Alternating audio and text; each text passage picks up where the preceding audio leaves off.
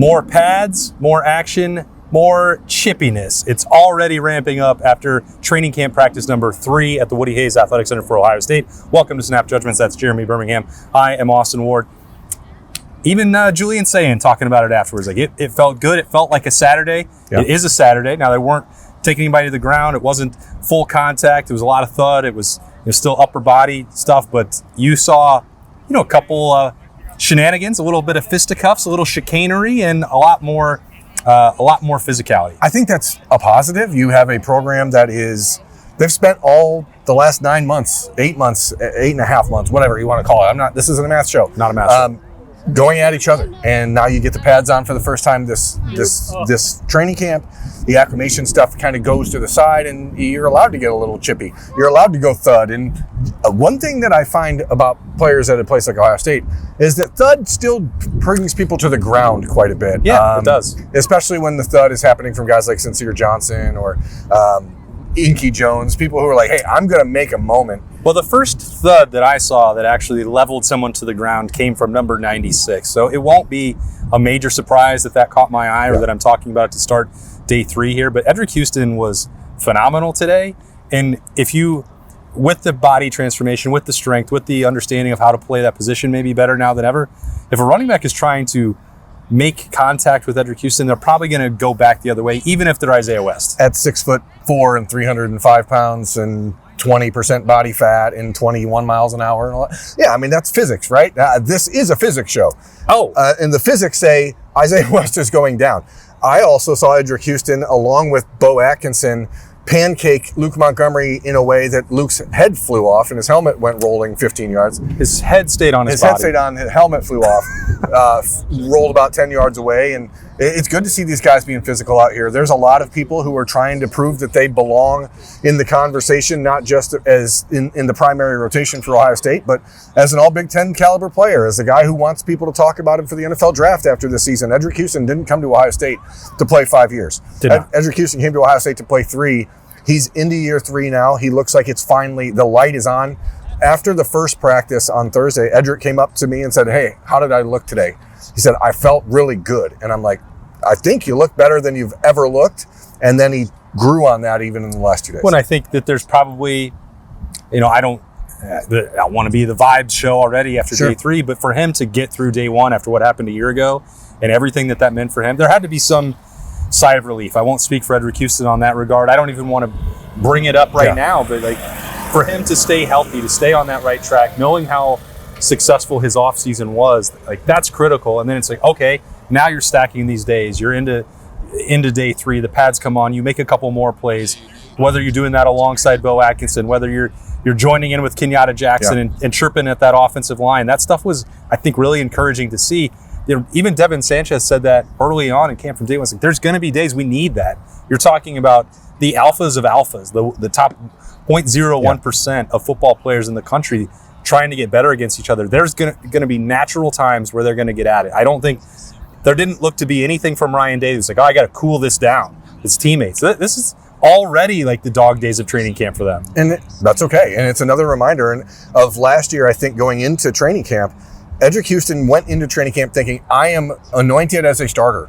It's me and Caden McDonald. And then day 1 happened, and then the season happened, and Tywone Malone took away his snaps. I don't think there was any thought in Edric Houston's mind heading into the 2025 season that Tywone Malone was going to take his snaps. No.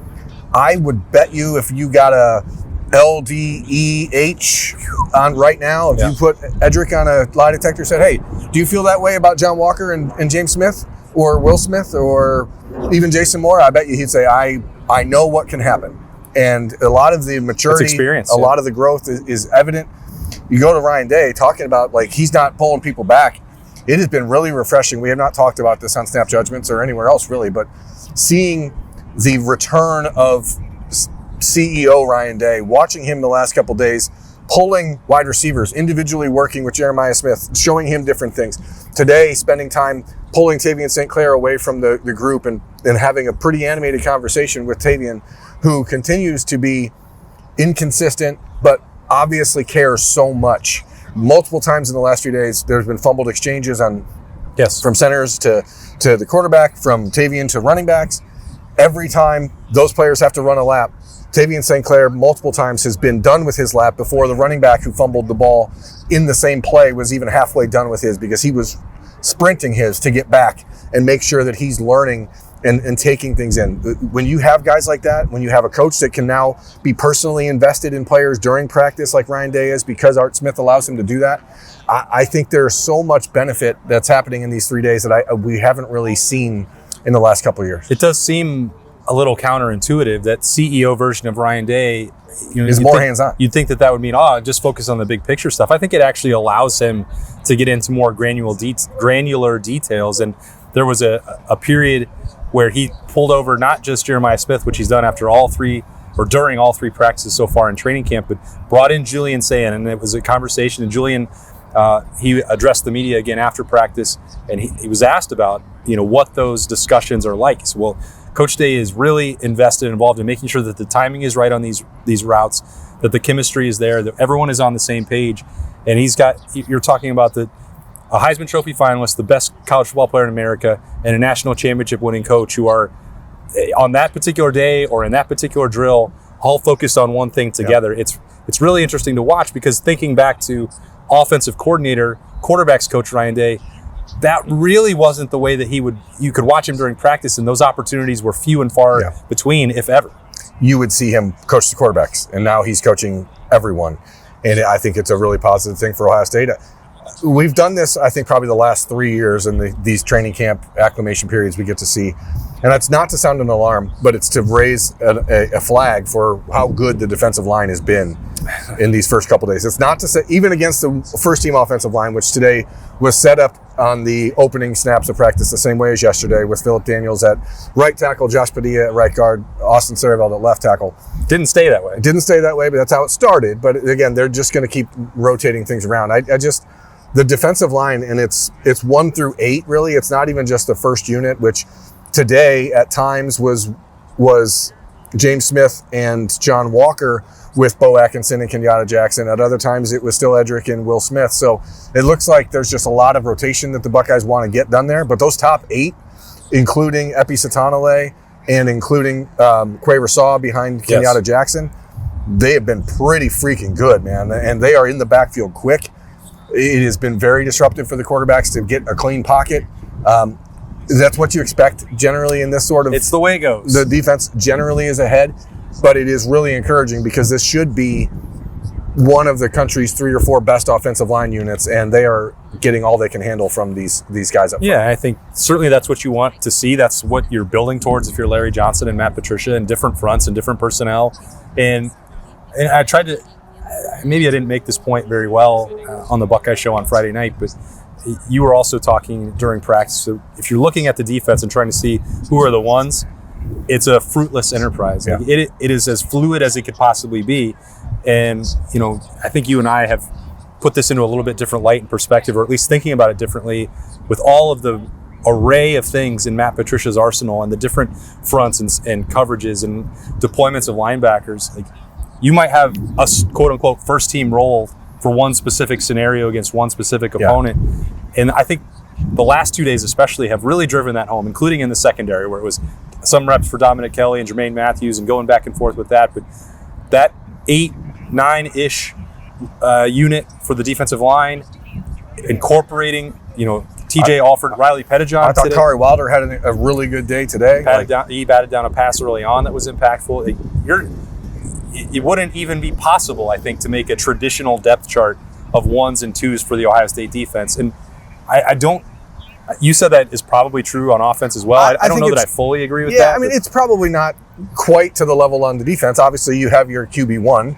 You have Jeremiah Smith. We fully expect that Brandon Innes and Devin McEwen at this point, although McEwen was not really as involved today. We saw Brock Boyd running with the 1s when it was Brandon. Some of that was because number 4 was on 1 today. Jeremiah looked a little angry today, which is good. I like pissed off Jeremiah. But I think today people are going to say, these guys hate Bo Jackson. Definitely not true. But Bo took a little bit more in the first team reps today. I kind of feel like there was an attempt at a message being delivered by Carlos Lachlan in these first couple days. That is not to say Isaiah West hasn't earned his opportunity. But the conversation around Bo Jackson and his talent has not shifted at all. Not at all. Bo Jackson is a really special running back, and Ohio State believes that as Jacoby Jackson continues to feel comfortable here today with Legend Bay returning, we'll get to some of the formational stuff Ohio State did a little different with Legend today in a moment, just spreading out, going empty in the backfield and having him lined up at wide receiver. The flexibility like that is pretty cool. But it's Curtis Samuel-ish. Bo Jackson is a really good running back, and Isaiah West is a really good running back, and they believe Jacoby Jackson can be an impactful piece of this offense, and Legend Bay has special skills. Like, Ryan Day has talked for 7 months about the running backs need to step up, the running backs need to step up. None of that stuff is an accident. None of it is to say these guys aren't good. It's to say we need better, we need great.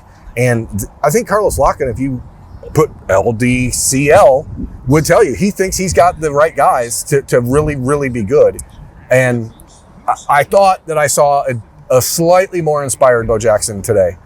But maybe that was because of the media availability yesterday. Maybe it's like hearing what people are speculating. Who knows? But could be any number of things. Yeah. But it's also the coaching that he's going to get from Carlos Locken. One offensive staff member came off the field and came over to talk to us and was like, Bo Jackson is still elite.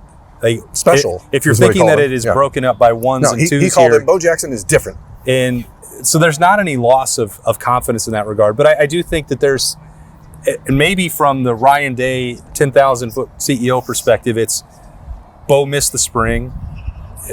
Isaiah missed the spring. Relative to the summers that they had, Isaiah West had maybe 2.5 months of more positive momentum behind him. Again, if that's just a head-to-head conversation, it's not an accident, and it's happened every time since the Hilton Chicago, including at the luncheon after practice on Friday. When the backfield comes up, Isaiah West is always the first name that's mentioned. That's not an accident. I think it's two things. It is praise for the offseason Isaiah West has, and the way that he looks on this field is fantastic. It would be if what was said on Thursday by Luke Montgomery is true, that when they hand out the summer awards and Iron Buckeye stuff, and then Isaiah West could be part of that, like, you've earned those opportunities, however they look in the first 3 days of camp. It doesn't mean that anyone is done with Bo Jackson, because that's certainly not the case. And if it serves Dooley as a little bit of a fire underneath his butt, great. Yeah. Like, then it wins on all accounts. There are a lot of standouts today. Again, we mentioned Dedrick Houston. I thought Jermaine Matthews, who's been a little limited the last couple of days from what we learned, that had a little bit of back tightness that has kept him not off the field, but a little bit less activity, limited, which is why we've seen more Dominic Kelly. Jermaine came out today, and before practice even started, ran by the offensive line and was talking trash to him. And this was at like 8:35 in the morning. My favorite. So I asked him afterwards, I'm like, Jermaine, what the heck? And he's like, these guys are too comfortable. I'm not going to let them be comfortable. They're too big to be that comfortable. So I'm like, okay, here we go. So here we go. It's fun to see. We got to talk to Jalen McClain and Julian Sain after practice. Jalen mentioning how Earl Little has kind of become like the extension of the personality in the secondary in the safety room to complement what Devin and Jermaine do from a trash talking standpoint. Yeah. I don't know, man. I'm trying not to be Pollyannish here, but because the schedule is really hard. But this team is so talented, and we've speculated for the last few months it might be the deepest team in Ryan Day's tenure, and I don't have any qualms with saying that, at all. It's Hunter Welsing, who's a Mackey Award watch list guy, is like the fourth string tight end. I think that's more of an indictment on the Mackey Award list than maybe, because of the positions that Ryan Day did name on Thursday after practice, it was tight end and running back that he's still looking for some clarity. Yeah. Again, not concern, clarity. Yeah. I think that's you have to put it in the right light and the right perspective for Ohio State, because all these players are very talented and they were brought in for a reason. They're being paid for a reason, including Legend Bay, who was back on the practice field. That the violation of team rules lasted 2 practices. He returned during the early on team periods, teach periods. He did have some opportunities to be quote unquote with the ones. I still think out of the backfield that you don't really want to use him as a traditional running back, but Arthur Smith seems to have a variety of ways to deploy him already that he's cooking up. I haven't seen Ohio State go empty in practice in years. And we saw it today, and I don't know if that's the Arthur Smith influence. I don't know if it's just because that's when Legend was out there. We've seen them do some stuff with Isaiah and Bo and having them spread out and then motion back. But this was just empty. Yeah. And when the conversation that Ryan Day had about Legend at Big Ten Media Days was he's going to play some wide receiver, he's going to play some running back. So you can get there. Legend did, if you saw it on Friday night, he had a quickly deleted post that was commentating on why he was missing the first 2 practices. Maybe not necessary, but it did shed some light on it. It doesn't matter. I think probably less social media would be better. Probably in his best interest to just leave it in-house. And I think there may be some element of Ohio State saying less social media would be better. Probably. I would imagine that's probably true. You don't want to make yourself a distraction. As a freshman, at this point in the season, like, you just go out there, put your head down and learn the job. And you missed the first 2 practices, that sucks. There's a lot of expectations around you. You know it. Like, just head down, do the work. And you'll see, I think, more of that over these next couple of days. Anybody else that really popped to you? Because I noticed today, Ohio State actually had Simeon Caldwell in the slot nickel spot with Earl Little and Jalen McClain out there together, which was a little bit of a shock. Didn't think I'd see that. So Simeon Caldwell is a player that we talked about in the spring as a freshman that people were vibing on a little bit, but I wouldn't have expected him to see him out there. That was at the same time as Devin Sanchez and Jermaine Matthews as well. So it was like, guys are moving. I guess this has been a pretty almost hyperbolically positive Snappy J. If you're hoping to hear that the place kicking situation is settled, I would say that's not what I saw. It's not what I saw either.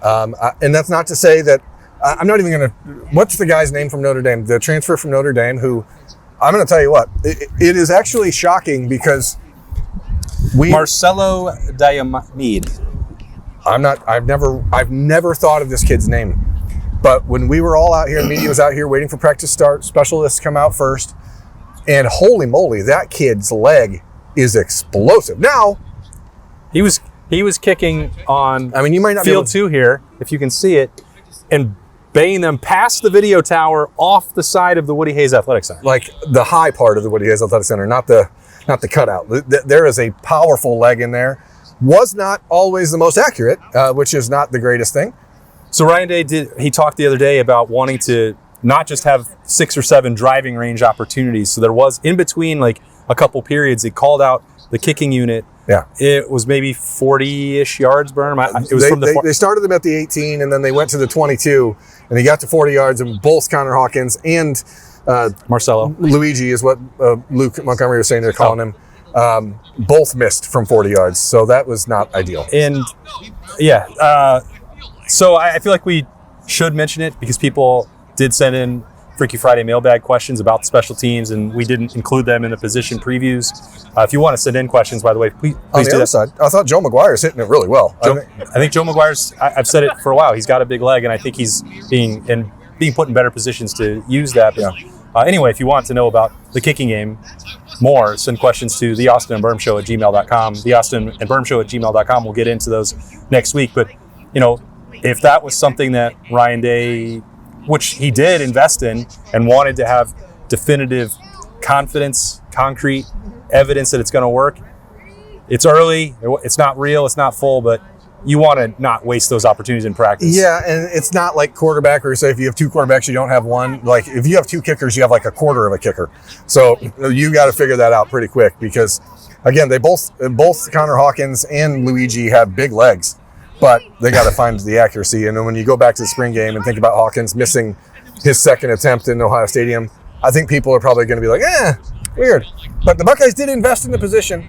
We'll see how it's going to go. Yeah, long way to go, of course. This is just training camp practice number 3. We won't be back in here until Wednesday, so plan accordingly on that front for the next episode of Snap Judgments. Of course, that will be several episodes deep of The Beat.